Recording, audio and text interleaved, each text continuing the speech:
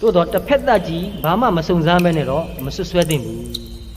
းတချို့လင်မယားချင်းလို့ဖြစ်နေတာရှိတယ်နော်ဥပမာတခါကြီးတယောက်ဆိုရင်သူ့တက္ကမကြီးကသူ့ကိုမယုံအပြင်သွားပြီဆိုရင်စိတ်မချဘူးမေးတယ်စစ်တယ်အမြဲတမ်းပြီးတော့ပတ်ဝန်းကျင်မှာလိုက်ပြီးစုံစမ်းတယ်ဘယ်သူနဲ့ရင်းရင်းနှီးသွားနေလဲပြောနေတယ်လဲဘယ်တော့မှမယုံတော့ကြားတော့တခါကြီးကစိတ်ညစ်လာတယ်အိမ်မှာမနေချင်တော့သွားချင်တယ်တခြားတနေရာကိုသွားချင်တယ်အဲ့တော့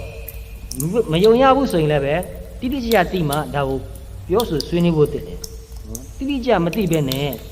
အပြစ်မရှိတဲ့လူတယောက်ကိုမယုံသင်္ကာကြာဖြစ်နေလို့ရှိရင်မယုံသင်္ကာဖြစ်တာကိုခံရတဲ့လူဟာကြားတော့မခံနိုင်ဘူးမခံရတဲ့ခါမှာကိုယ့်ကိုပြစ်သွားမှာပဲဒါမျိုးကဖြစ်တတ်တယ်နော်အဲ့ဒါမျိုးဖြစ်တတ်တယ်အများကြီးတွေ့ရတယ်ဒါကြောင့်ကိုယ့်အကြောင်းကိုသိအောင်အများကြီးကြိုးစားဖို့လိုတယ်ပြီးမှသူတစ်ပါးအကြောင်းကိုသိအောင်ကြိုးစားတင်တယ်နော်သူများအကြောင်းကိုသိချင်ရင်အရင်ဆုံးကိုယ့်အကြောင်းကိုသိအောင်လုပ်ရတယ်ဒါကြောင့်တတိပဋ္ဌာန်တရားထုတ်တဲ့ခါမှာကိုယ့်စိတ်ကိုကိုယ်သိချကြည့်ပါဘာတွေတွေးနေလဲဘယ်လိုခံစားနေရလဲကိုယ့်အကြောင်းကိုတောင်ကိုရာခိုင်နှုန်းပြည့်သိဖို့ကမဖြစ်နိုင်ဘူးဒါကြောင့်သူတစ်ပါးအကြောင်းလည်းပဲရာခိုင်နှုန်းပြည့်တော့မသိနိုင်ဘူးမသိဘဲနဲ့တော့တစ်ဖက်သက်ကြီးမထင်ထားပါနဲ့မဆွဆွဲပါနဲ့မသိရင်ကောင်းတာကတော့အကောင်းကိုပဲတွေးထားလိုက်ပါငါမှမသိပဲဘူးအဲ့တော့သူ့အကောင်းလိုပဲယူဆလိုက်အဲ့ဒါကဆက်ဆံရေးမှာပို့ပြီးတော့ပြည့်တယ်နော် We are afraid we may say the wrong thing behave inappropriately or do something silly လူကြားရသွားတဲ့ခါမှာတချို့လူတွေကစကားမပြောတတ်ဘူးနော်စကားမပြောတတ်တော့ငါတခုပြောလိုက်ရင်မစီလျော်တာတွေပါသွားမလားနော်သူများမကြိုက်တာတွေပါသွားမလားဆိုတော့တိတ်ဆိုးရင်တိတ်ကြောက်တယ်ကြောက်တော့လူကြားတဲ့ရောက်ရင်လည်းဘာမှမပြောဘဲနေလိမ့်ရှိတယ်ဒီတိုင်းပဲနားထောင်နေမယ်တို့ဖွင့်လည်းပဲတက်နေတော့လူကြားတဲ့မသွားဘူးရှောက်နောက်တခါကြီးတယောက်ကတော့ပြောရမယ်ဆိုရင်သူကနည်းနည်း depression ဖြစ်တယ်ငယ်ငယ်တော့ကအင်မတန်အောင်မြင်တဲ့ပုဂ္ဂိုလ်ဟာအခုအသက်ကြီးလာတော့နည်းနည်းအရင်တော့မလုံနိုင်မကိုင်နိုင်တော့နော်အဲ့တော့အဲ့ဒါကြောင့်ကိုပဲသူစိတ်ထဲမှာသင်ငယ်တဲ့စိတ်ဖြစ်တယ်သူနဲ့တက်တည်ရွယ်လူတချို့ကြတော့လုံနေသေးတယ်အဲ့တော့ तू ကဘယ်လိုသိလဲဆိုတော့သူတို့တောင်လုံနိုင်တာငါမလုံနိုင်တော့နော်အဲ့တော့ကိုအထင်သေးတဲ့စိတ်တွေဝင်လာပြီးတော့အိမ်ထဲအိမ်ပြင်မထွက်အိမ်ထဲမှာပဲနေတယ်ဘယ်မှမသွားဘူးတားရင်နိုင်ရှိလည်းမသွားဘူးအဲ့တော့သူတို့တက်တဲ့ကဒီဘုံဘုံကပြောတယ်တခါကြီးကအိမ်ထဲမှာကြီးပဲမနေနဲ့ကိုအိမ်ထဲမှာပဲကိုအမြဲတမ်းပိတ်ပြီးတော့လှောင်ပြီးတော့နေရတာစိတ်ထဲမှာညီးငွေ့တယ်နော်မပြောမရှင်ဖြစ်တယ်အပြင်လေးပါလိခဏထွက်ပါသူမထွက်ချင်ဘူးလူတွေနဲ့မတွေ့ချင်ဘူးအဲ့လိုဆိုရင်ကိုကားလေးနဲ့ကိုရှောက်သွားလိုက်ပါတပတ်နော်မရွှေတွေကုန်ဖြစ်ပါဖြစ်သွားပါအဲ့လိုလည်းသူမသွားချင်ဘူးအဲ့လိုမှမသွားချင်ဘူးဆိုရင်ရိတ်တာသွားပါလားနော်ရိတ်တာမှာတရားထုံးတဲ့လူတွေများတော့စိတ်အေးချမ်းတဲ့လူတွေရှိတာပေါ့နော်သူတို့ကိုမြင်ရတာကကိုယ်မှစိတ်ချမ်းသာတယ်နော်တနည်းအားသွားလို့ဘုရားဖြစ်ပေါ့ရွှေကုံစီတီသွားတဲ့ခါမှာတချို့တရားထိုင်နေတာတွေ့ရတယ်သူတို့ကိုတွေ့ရတာကိုကစိတ်ချမ်းသာလိုက်တာနော်ရိတ်တာတွေဘာတွေတွားလဲဒီလိုပဲဈဉ္ညာရှောင်းရင်းနဲ့တရားရှိမှနေတဲ့လူတွေတွေ့တယ်ထိုင်ရင်းနဲ့တရားရှိမှနေတဲ့လူတွေတွေ့တယ်မြင်ရတာကိုကစိတ်ချမ်းသာတယ်အဲ့လိုသွားပါလားဆိုတော့ तू ကမသွားကျင်ဘူးတဲ့ဘုန်းကြီးတွေနဲ့မှမသိပဲဘူးနော်ဘုန်းကြီးတွေဆိုတာတိမသိရတယ်အဲ့တော့ဘုန်းကြီးစီမသွားကျင်လည်းကိစ္စမရှိဘူးရတယ်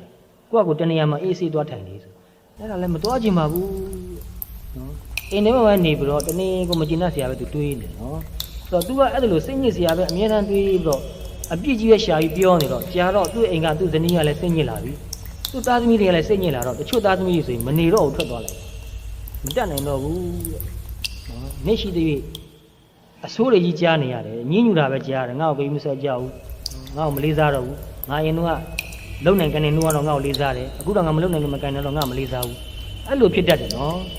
အဲ့တော့တချို့လူတွေကအဲ့လိုအကြောင်းကြောင့်ကိုပဲအပေါင်းဖို့ပိုးပြီးတော့ကင်းသွားတယ်တရားအထုတ်တဲ့သူဆိုရင်တော့ဒီချက်ကမပြောလို့မဖြစ်ပြန်ဘူးနော် depression မဖြစ်စောစီစီတွေကငငယ်တွေကတရားကိုသိအချက်အထုတ်လာလို့ဆိုရင် depression ဘယ်တော့မှမဖြစ်ဘူးနော်အဲ့တော့မိတ်ဆွေတယောက်ကတောင်းနေဘက်ပါပဲသူကဘယ်လိုပြောလဲဆိုတော့သူအရင်တော့ depression ဖြစ်တယ်တော့ကလည်းအမှန်တများအတွက်ကြောင့်အစာအိမ်ယောဂါတို့ဘာလို့လဲဖြစ်တယ်တစ်ချိန်မှာတော့ तू က operation တစ်ခုလုပ်ရတော့မှအခြေအနေရောက်နေပြီဒါကိုလည်း तू အမှန်တန်ကြောက်တယ်ငကိုတွေကလည်းနည်းနည်းကြောက်တတ်တဲ့သူပဲအဲ့တော့အဲ့လိုအခြေအနေဖြစ်နေတဲ့အချိန်မှာ तू နဲ့တွေ့တော့သူ့ကိုတရားထုတ်ပါလို့တိုက်တွန်းတော့ तू စူးစမ်းကြည့်တယ်နော်မနေ့စောစောအိမ်ကနေလမ်းလျှောက်သွား तू အိမ်နဲ့မနှင်းမွေးရစေဒီမှာသွားဖျားခဏရှိခိုးပြီးရင်9မိနစ်10မိနစ်လောက်တရားထိုင်တယ်မိတခါပြန်ရှောက်ပြီးတော့ပြန်လာတယ်အဲ့ဒါလေးကိုမှန်လောက်တာနဲ့ကိုပဲတဲ့တနေ့တာလုံးသူ့စိတ်ကလေးကကြည်လင်းနေတယ်နော် ဏတစ်ဖြုတ်တော့မကြည်လင်တာတွေကတော့ဖြစ်တာပေါ့လေတို့ဆိုတာမရှိဘူးဒီလိုနဲ့တဖြည်းဖြည်းနဲ့ညာအိတ်ခါနီးမှာလည်းပဲတရားကိုရှိမှတယ်အဲ့လိုနဲ့ပဲတဖြည်းဖြည်းကြားတဲ့ခါကျတော့တနေ့တာလုံးခဏတတိယတိုင်းတရားရှိမှတယ်နော်ကားမောင်းရင်းလည်းပဲတရားရှိမှတယ်အရင်တစ်ခါပြောဘူးလို့ပဲတဏှာပြည့်တိုင်းတစ်ခါလောက်10မိနစ်2မိနစ်တရားရှိမှတယ်အဲ့လိုရှိမှတဲ့အလေ့ကျင့်များလာတော့အခုတော့အစာရောဂါလည်းမရှိတော့ဘူး depression လည်းအရင်လောက်မဖြစ်တော့ဘူးနော်အရင်လောက်မဖြစ်တော့ဘူးဆိုပေမဲ့နည်းနည်းတော့ဖြစ်သေးတယ်ဆိုတဲ့အဓိပ္ပာယ်နော်ဒါကတော့ကိုတရားထုတ်တဲ့အသိဉာဏ်ရဲ့ယဉ်ကျေးမှုပုံမှာမူတည်တာပါပဲနည်းနည်းလို့ရင်တော့အကျိုးနည်းနည်းတော့ရမှာနော်တိုးတော့သူအခုပြောတယ်အရင်တော့ depression တစ်ခါဖြစ်လိုက်ရင်တဲ့ဆေးတွေဘာတွေတောက်ရဆရာဝန်တွေဘာတွေတွားပြရ